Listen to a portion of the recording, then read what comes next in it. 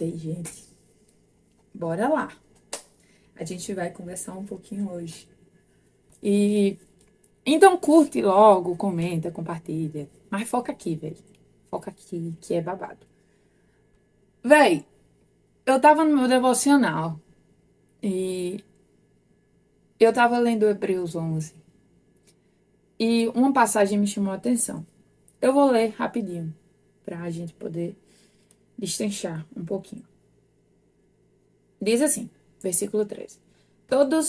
Hebreus 11, 13. Todos estes morreram na fé, sem ter obtido as promessas, vendo-as, porém, de longe, e saudando-as, e confessando que eram estrangeiros e peregrinos sobre a terra. Porque os que falam desse modo manifestam estar procurando uma pátria. E se, na verdade, se lembrassem daquela de onde saíram, teriam oportunidade de voltar, mas agora aspiram a uma pátria superior, isto é, celestial. Por isso, Deus não se envergonha deles, de ser chamado o seu Deus, porquanto lhes preparou uma cidade. O que é que acontece aqui? Bora lá. Aqui está falando de alguns patriarcas. E para usar de exemplo, que de uma dessas pessoas que não chegaram na pátria, no lugar que Deus havia prometido que eles chegariam, era Moisés, tá? Até aí tudo bem. Aí já vem o questionamento, Juliana, se Deus prometeu, por que ele não chegou? Vamos abrir um parênteses. Aspas não, Juliana, parênteses. Vamos abrir um parênteses. Ele não chegou porque ele desobedeceu o Senhor no meio do caminho. Enquanto ele obedecia, enquanto ele estava no processo de obediência, ele desobedeceu. Quando Deus diz a Moisés para ele não ferir, mas ele falar a rocha, isso já depois de ter acontecido outros casos de desobediências, como a quebra dos 10 mandamentos, que eram umas tábuas de aliança, e enfim, ele estava muito furioso com o povo, enfim. E ele, ao invés dele falar a rocha, ele feriu a rocha. E aí, Deus disse, olha, você não vai chegar no lugar que eu disse que você chegaria, você vai morrer aqui. E ele pediu só para ver. E ele não chegou nesse lugar, tá? Moisés não chegou nesse lugar. Mas o que me impacta nesse versículo é que diz que essas pessoas não estavam procurando uma pátria, mas elas estavam procurando uma pátria maior. Isso chocou minha cabeça. Porque assim, obviamente, isso é muito óbvio.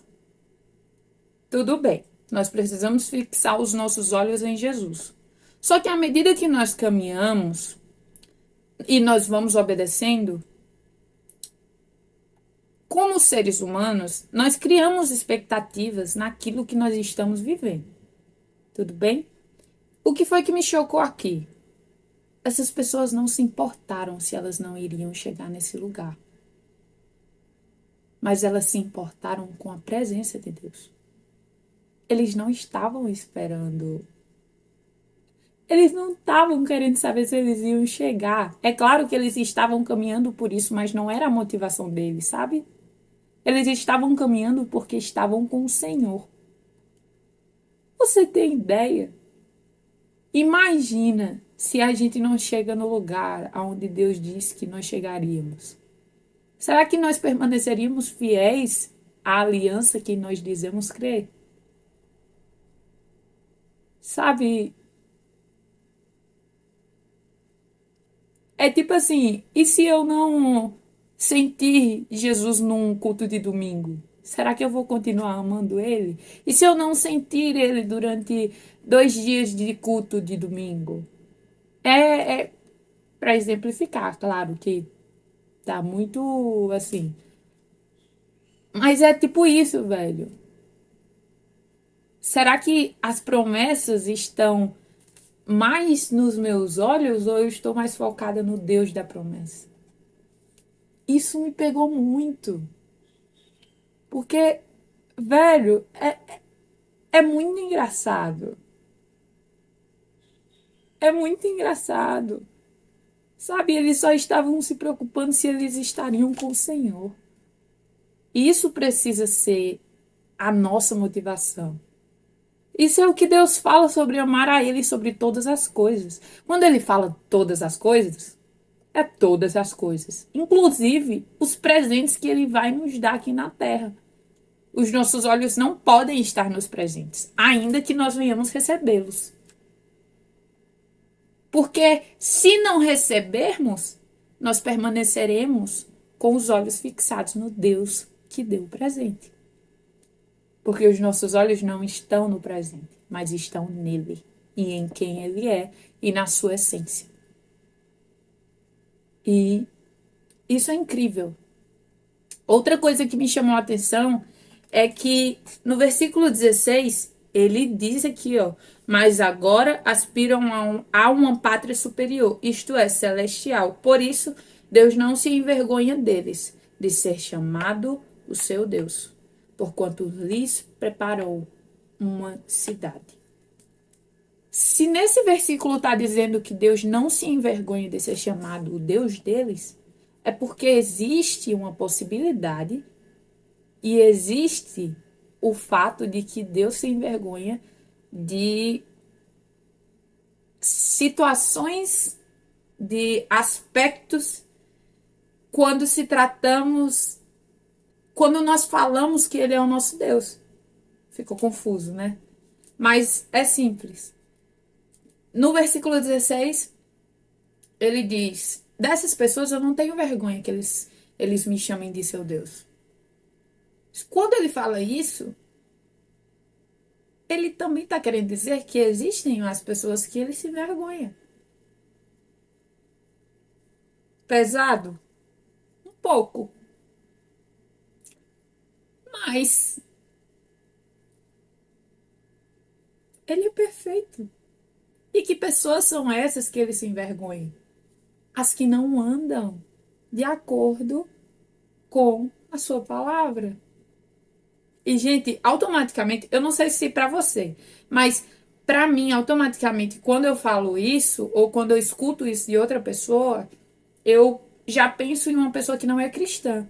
Mas nós esquecemos do fato de que não andar na palavra de Deus está ligado a não obedecer os seus princípios. E isso pode acontecer, nós estamos estando dentro da igreja, estando dentro das liturgias cristãs, estando dentro dos padrões cristãos que é estabelecido para nós, e nós não estamos seguindo.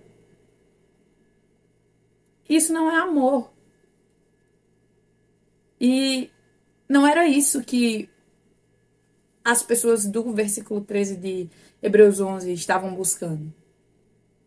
Eles já tinham passado do nível de obedecer a palavra, de, sabe, trazendo para a época de hoje, tá? Porque antigamente não tinha a Bíblia, assim como a gente tem hoje, enfim. Mas eles já passaram de tipo, eu sei que eu preciso orar, eu já faço isso, mas os meus olhos estão aqui no Senhor.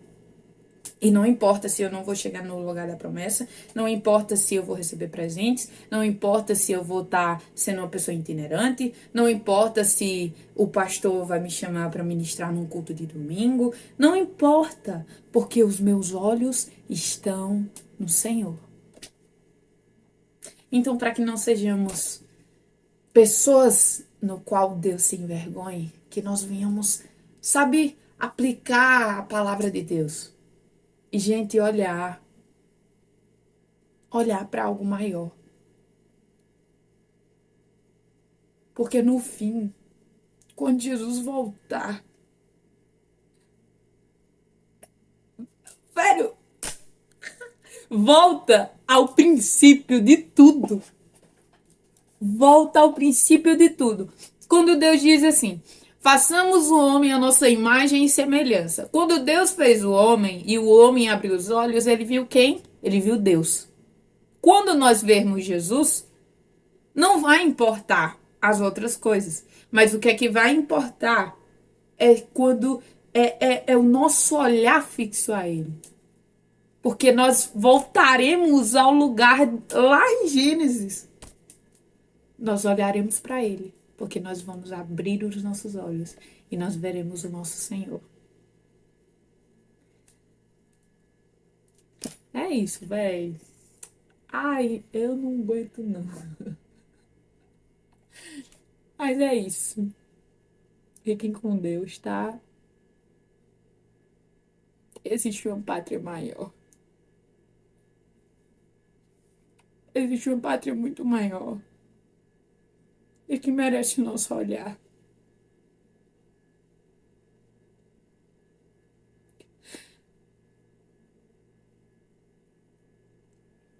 Porque a porta, ela pode até ser estreita. Como diz pastor Luiz Hermínio. A porta, ela pode até ser estreita. Mas ela continua aberta.